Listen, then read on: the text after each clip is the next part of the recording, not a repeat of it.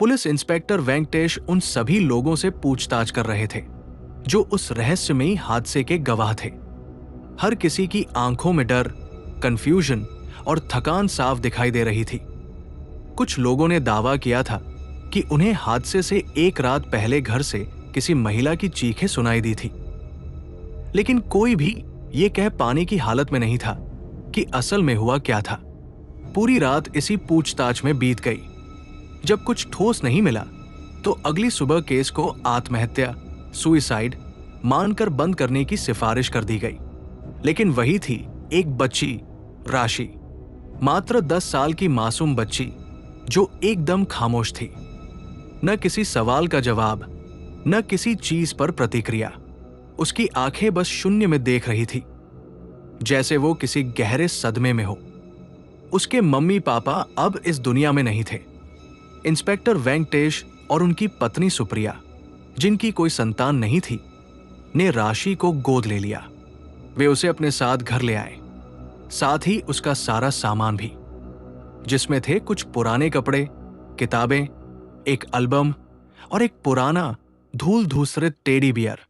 शुरू में सब सामान्य लग रहा था। राशि अब भी ज्यादा नहीं बोलती थी, लेकिन धीरे धीरे उसने सुप्रिया से थोड़ा लगाव दिखाना शुरू कर दिया।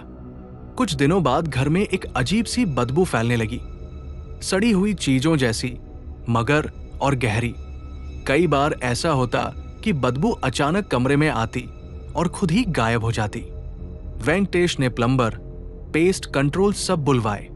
तब पता चला कि घर के अंदर दीवारों में मरे हुए चूहे और कीड़े कोड़े भरे पड़े हैं। बात यही खत्म नहीं हुई। एक दिन सुप्रिया ने देखा कि राशि अपने कमरे में किसी से धीरे धीरे बात कर रही है। और नहीं था। जब सुप्रिया ने पूछा, राशि बोली, मम्मा, उसे आप पसंद नहीं हो।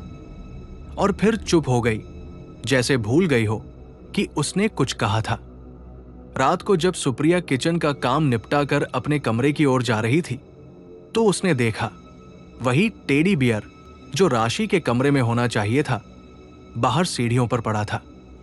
उसने बिना कुछ सोचे टेडी को उठाया और राशि के कमरे में वापस रख दिया। मगर जैसे ही वो अपने कमरे में पहुंची और लाइट ऑन की, वही टेडी उसके पलंग के पास रखा हुआ था। सुप्रिया के हाथ से पानी का ग्लास गिर पड़ा। वो घबराई और तुरंत वेंकटेश को उठाया। वेंकटेश ने बिना सवाल किए टेडी उठाया और घर से बाहर फेंक दिया। अगले ही दिन वेंकटेश अपनी बाइक से थाने जा रहे थे। अचानक एक अजीब सी बच्ची सामने आई। खुले बाल, नंगी आंखों में नफरत और एक अजीब मुस्कान। वेंकटेश की बाइक असंतुलित हो गई और हादसा हो गया। वो गंभीर चोटों के साथ कोमा में चले गए। सुप्रिया अब पूरी तरह अकेली हो गई थी। राशि भी कहीं नजर नहीं आ रही थी।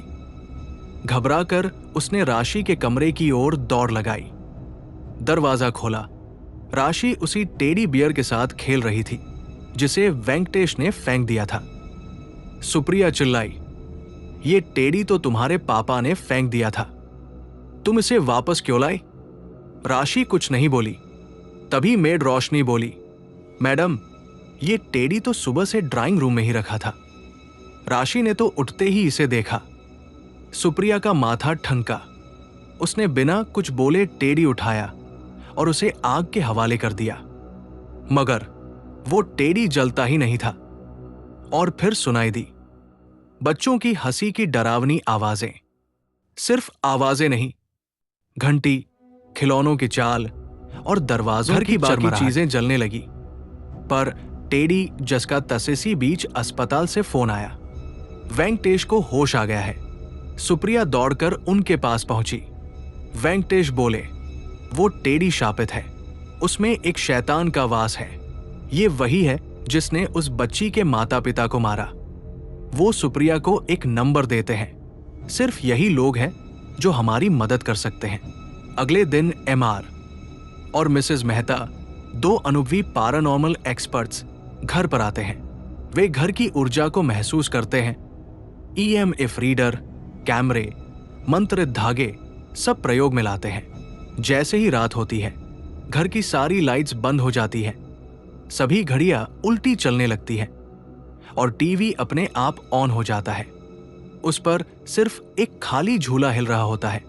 अंकिता मेहता ध्यान लगाती है और एक दूसरे डायमेंशन से जुड़ जाती है। उन्हें दिखता है एक लहूलुहान जले हुए चेहरे वाला पुरुष जिसकी आंखें सुर्ख है और जो गुस्से में कहता है, अगर तुमने हस्तक्षेप किया तो तुम्हारा पति इस धरती पर नहीं रहेगा। तभी दरवाजे पर दस्तक होती है। एक युवती संजना आती है और बताती है कि वो टेडी पहले उसका था। उसने बताया, ये टेडी मुझे मेरे 16वें जन्मदिन पर मेरे अंकल ने दिया था। इसके बाद से मेरे घर में अजीब घटनाएं होने लगी। आवाजें, साया और एक रात इस टेडी ने मेरा गला दबाना शुरू कर दिया।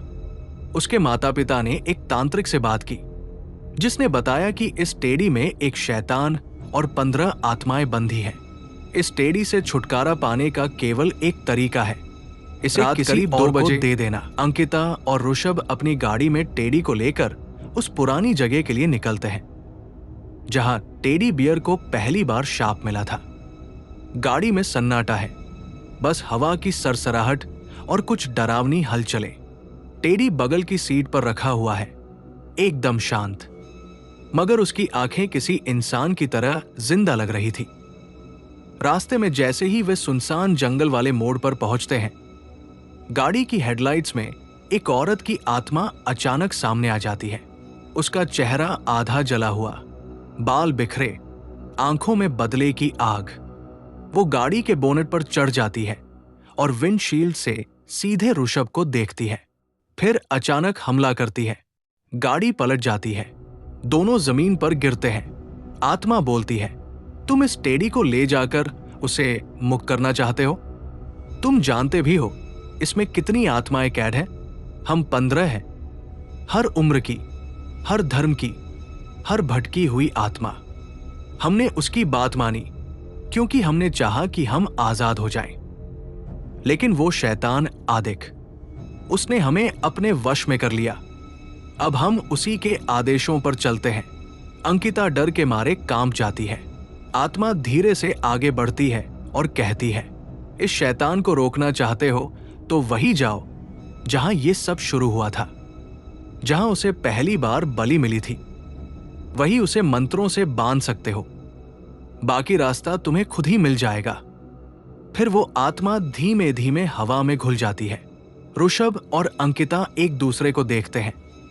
अब उनके पास समय नहीं है। ऋषभ और अंकिता उसी दिन तैयारी करते हैं ताकि इस शैतान को यही रोक सके और हमेशा के लिए बंद कर सके। वे टेडी को लेकर एक पुराने मैदान में जाते हैं जहां एक मंत्रों से बना चक्र है, लेकिन वहां वो शैतान उन्हें रोकता है। वो ऋषभ को बुरी तरह घायल कर देता है।